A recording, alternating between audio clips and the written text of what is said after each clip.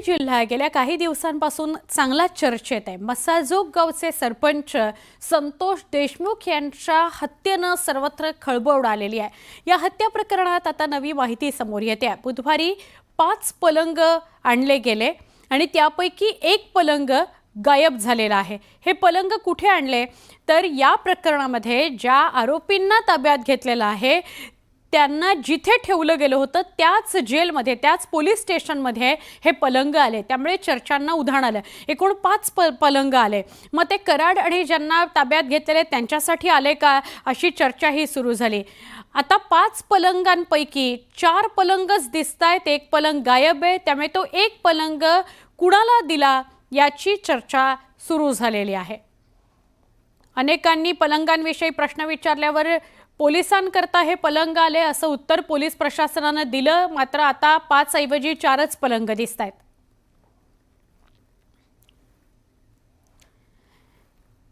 बीडच्या पोलीस ठाण्यात बुधवारी 5 नवे पलंग आणण्यात आले। यात विशेष म्हणजे याच पोलीस ठाण्यात वाल्मिक कराडला सुद्धा ठेवलं गेलंय। आज मात्र या 5 पलंगांपैकी पोलीस ठाण्यात फक्त 4 पलंगच दिसून आले।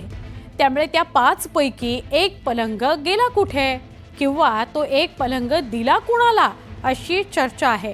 या सगळ्या संदर्भात आपल्याला अधिक सांगतायत आमचे बीडचे प्रतिनिधी सुरेश जाधव। खंडणी प्रकरणातील आरोपी वाल्मिक कराड ज्या पोलीस स्टेशनमध्ये त्यांची CID कडून कसून चौकशी केली जाते। 14 दिवसाची कोठडी आहे। त्या पोलीस स्टेशनच्या समोर मी आहे। हेच बीड शहरातलं शहर पोलीस ठाणे आहे आणि याच शहर पोलीस ठाण्यामध्ये वाल्मिक कराड यांची काल रवानगी करण्यात आली होती आणि तेव्हापासून त्यांची चौकशी सुरू आहे। विशेष म्हणजे वाल्मिक कराड या ठिकाणी आल्यानंतर दुसरी एक घटना घडली, ज्या घटनेची खूप मोठी चर्चा झाली। त्यामध्ये याच पोलीस स्टेशनमध्ये हे नवे जे कॉट आहेत हे कॉट आलेले होते आणि या कॉटवरनं राजकीय नेत्यांनी देखील ट्विट केलेलं होतं। यामध्ये रोहित पवार असतील, विजय वडेट्टीवार असतील यांनी देखील या कॉटवरून नव्या आलेल्या कॉटवरून मोठा आरोप प्रत्यारोप केले होते। रोहित पवार यांनी सांगितलं होतं की अशाच पद्धतीचे जे कॉट आहेत हे राज्यभरातल्या सर्व पोलीस स्टेशनला पोहोचतील का आणि ते नेमके याच वेळी का पोहोचले असा देखील प्रश्न उपस्थित केला होता। मात्र या संदर्भात ज्यावेळेस इथलचे पोलीस प्रशासन आहे त्यांना विचारलं तर इथं जे या पोलीस स्टेशनमधले असलेले जे कर्मचारी आहेत त्यांच्या अनुषंगाने हे कॉट आणल्याचं देखील त्यांनी सांगितलं। त्यात दुसरी आणखी महत्त्वाची गोष्ट म्हणजे काल हे आणले त्यावेळेस हे 5 कॉट होते, मात्र आता हे या ठिकाणी 4 कॉट आहेत। मग यातला एक कॉट कर्मचाऱ्याने आतमध्ये नेला असेल, मात्र त्यावरून देखील मोठी चर्चा केली जाते। कथा या ज्या बीड शहर पोलीस ठाण्यामध्ये ज्या खंडणी प्रकरणातील जे आरोपी आहेत वाल्मिक कराड यांची CID कडून कसून चौकशी केली होती। काल दिवसभर देखील चौकशी केली होती आणि आज देखील चौकशी केली जाते। मात्र योगायोग असा आहे की वाल्मिक कराड या ठिकाणी आल्यानंतरच हे कॉट का आले आणि कसे आले असा देखील प्रश्न सोशल माध्यमातून देखील उपस्थित केला जातोय।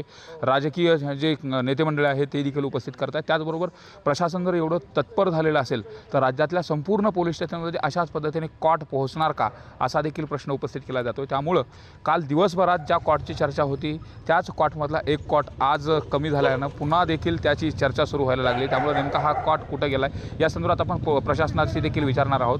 मात्र एकंदरीतच आता पोलीस स्टेशनमध्ये आलेल्या या कॉटवर जे राजकारण आहे ते तर आपल्याला चित्र पाहायला मिळत आहे।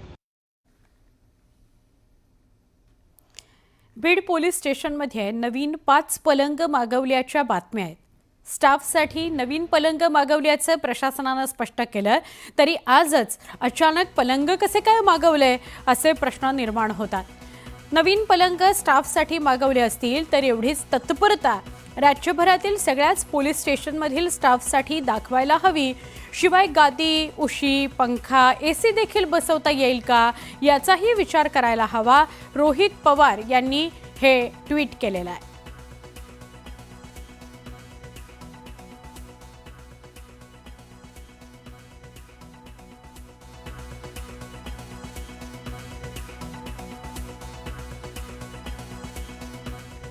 बीड पोलीस ठाण्यामध्ये मागवलेले हे पलंग जास्त चर्चेचा विषय ठरलेले आहेत। काँग्रेसचे नेते विजय वडेट्टीवार यांनी सुद्धा यावरून टीका केलेली आहे, प्रश्न विचारलेले आहेत। पोलीस ठाण्यात आणलेले पलंग कराडसाठी आणलेले आहेत का असा सवाल वडेट्टीवारांनी केला। तसंच मोठ्या आकाला वाचवण्याकरता लहान आका म्हणजेच वाल्मिक कराडचा एन्काउंटरही होऊ शकतो असा मोठा आणि धक्कादायक दावा वडेट्टीवार यांनी केलेला आहे।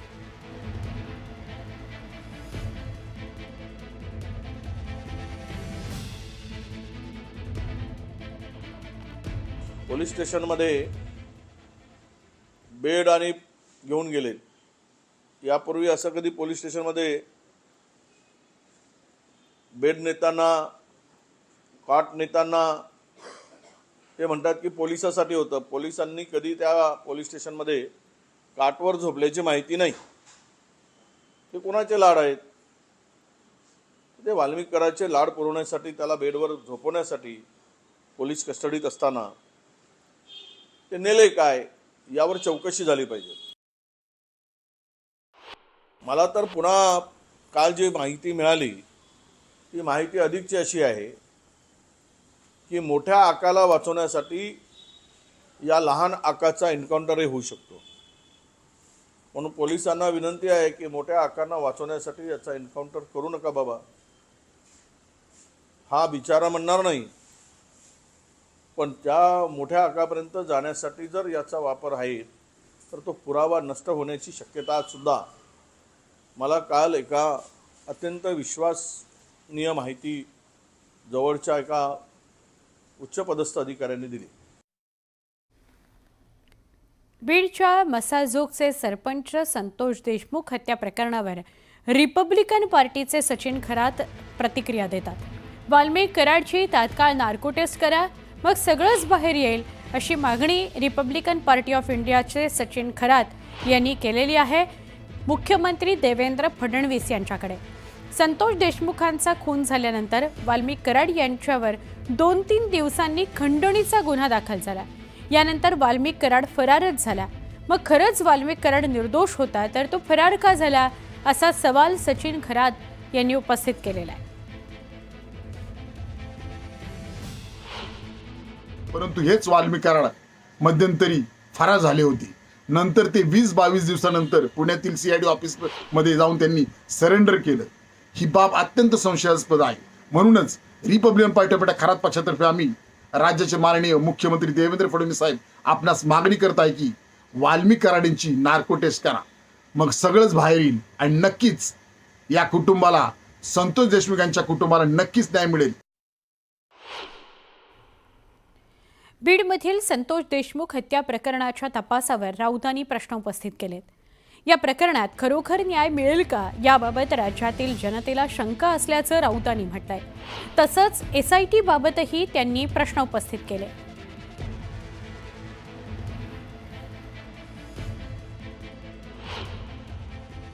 देवेंद्र फडणवीस हे फक्त बोलतायत की कोणालाही सोडणार नाही,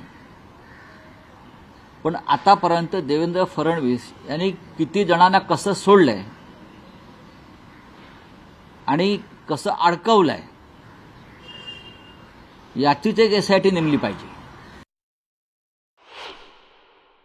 हा खटला बीड जिल्ह्याच्या बाहेरच चालला पाहिजे. पण अर्थात सरकार त्यांचं आहे, गृहमंत्री त्यांचं आहे, त्याच्यामुळे महाराष्ट्रात इतरत्र जरी हा खटला चालला तरी न्याय मिळण्याची शक्यता नाही. तरी मी असं मानतो की प्रकरण न्यायप्रविष्ट आहे. आपण मुख्यमंत्र्यांवर सध्या विश्वास ठेवला पाहिजे. आणि या राज्याला जो कलंक लागलेला आहे, आतापर्यंत आम्हाला बिल क्लिंटन माहीत होतं, आता बीड क्लिंटन आलेलं आहे. बीडच्या मसाजोगचे सरपंच संतोष देशमुख हत्या प्रकरणावर माजी विरोधी पक्षनेते विजय वडेट्टीवार यांनी प्रतिक्रिया दिली आहे. वाल्मिक कराड प्रकरणावर अजित पवार गप्प आहेत, याचा अर्थ धनंजय मुंडेंची विकेट काढून त्यांना त्यांच्या टीममध्ये छगन भुजबळांचा समावेश करण्याचा विचार मनात असू शकतो, असा गौप्यस्फोट विजय वडेट्टीवारांनी केलाय.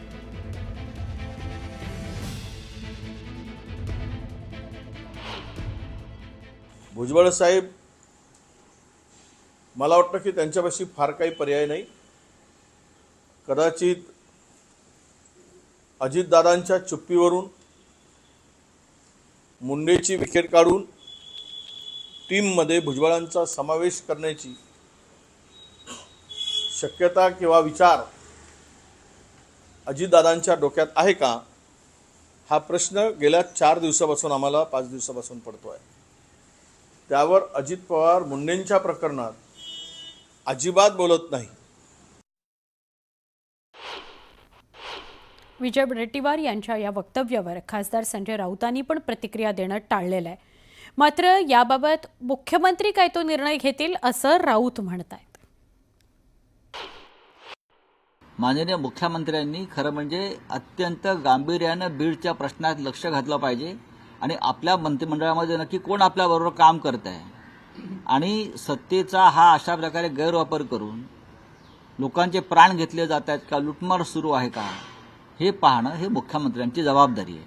सरकारमध्ये कोणाला घ्यायचं आणि काय हा मुख्यमंत्र्यांचा अधिकार आहे.